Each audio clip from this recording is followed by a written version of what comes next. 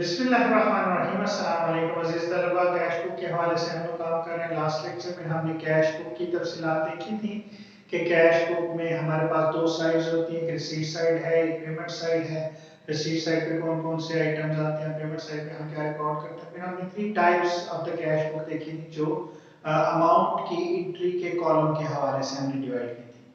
आज के इस लेक्चर में हम एक सिंपल कैश बुक बनाएंगे जिसमें हमारे पास सिर्फ एक सिंगल कॉलम है कैश का, और उसको हम किस तरह से रिकॉर्ड करते हैं आइए सीखते हैं।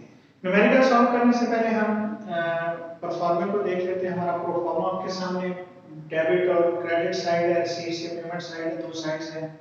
डेट का कॉलम है, पार्टिकुलर है, लेजर फॉलोअर अमाउंट है, और सेम कॉलम हमारे पास जो है वो पेमेंट साइड के ऊपर या क्रेडिट साइड के ऊपर। तो आप साथ साथ ट्रांजैक्शन हम देखते जाएंगे और उनको एंटर करेंगे। Business started with cash. अब उसने बिजनेस स्टार्ट किया है, 1 जुलाई की डेट है, यहाँ आपने डेट मेंशन कर देनी है। और बिजनेस शुरू किया है, तो बिजनेस शुरू किया है तो ये हमारे पास कैश आ रही है, तो कैपिटल हमारे पास आ गया। ये अमाउंट है हमारे पास 50,000 रुपीज से हमने कारोबार शुरू किया। आगे दो तरीके एंट्री है, दो तरीकों को कह रहे हैं परचेज गुड्स रुपीज 10,000। तो डेट आ गई हमारे पास, हमने परचेजेस की हैं तो पर्टिकुलर में हम परचेज अकाउंट शो कर देंगे। और ये हमने 10,000 रुपीज की परचेजेस जो है वो की, और इसमें हम पेमेंट कर रहे हैं कैश में, तो कैश हमारे पास से जा रही है, हम इसको क्रेडिट साइड पे। तीसरी एंट्री अगेन देखें, उसने बॉट किया है फर्नीचर 15,000 रुपीज का। 3 तारीख है हमारे पास, ये फर्नीचर आ गया और फर्नीचर उसने 15,000 रुपीज का खरीदा है, और इसमें कैश हमारे पास से जा रही है, तो हम इसको पेमेंट साइड पे रिकॉर्ड करेंगे। आगे 5 जुलाई को कह रहे हैं कि सोल्ड की हमने गुड्स फॉर रुपीज 15,000। तो डेट आ गई हमारे पास 5 जुलाई, हमने सोल्ड की है तो हम सेल्स अकाउंट शो करेंगे, और ये 15,000 की हमने सेल्स की है, तो कैश हमारे पास जो है वो आ रही है। आगे 10 जुलाई को वो कह रहे हैं कि आपने रेंट पे किया है, पेड रेंट। तो डेट आ गई हमारे पास, हमने रेंट पे किया है, और रेंट जो है वो हमने 5,000 रुपीज जो है वो पे किया, वो हमारी पेमेंट साइड पे आ जाएगी जितने भी हमने पेमेंट की है। उसके बाद कह रहे हैं कि सोल्ड गुड्स टू राशिद। आप देखिए राशिद को हमने चीजें बेची हैं।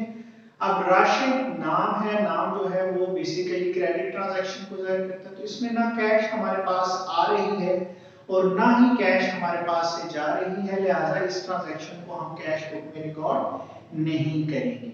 आगे 15 जुलाई को कह रहा है कि हमने कैश रिसीव फ्रॉम राशिद। अब राशिद से हमने कैश वसूल की है, जो हमने उससे पैसे लेने थे उसमें से 10,000 रुपीज हमने वसूल कर लिए हैं, तो कैश हमारे पास आ रही है, उसको हम पेमेंट साइड रिसीट साइड के ऊपर जो है वो रिकॉर्ड कर देंगे।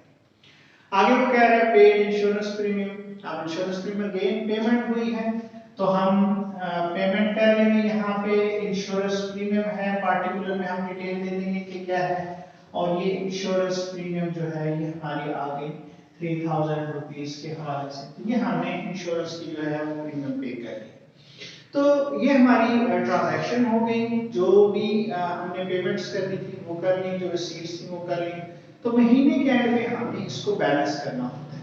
नीचे हम टोटल करेंगे, at the end of the month हम टोटल करते हैं, इसको हम टोटल करेंगे। ये हमारी जो है वो 75,000 की रिसीट्स हुई है। ये 75,000 में से जो हमने पेमेंट्स की ये हम सारे लेस करेंगे, तो जो बकिया हमारा ये बैलेंस आ जाएगा। ये हमारा बैलेंस नेक्स्ट मंथ में कैरी फॉरवर्ड होगा। हम महीने की लास्ट डेट देते हैं, यहाँ पे हमारे पास 31 जुलाई आ जाएगा।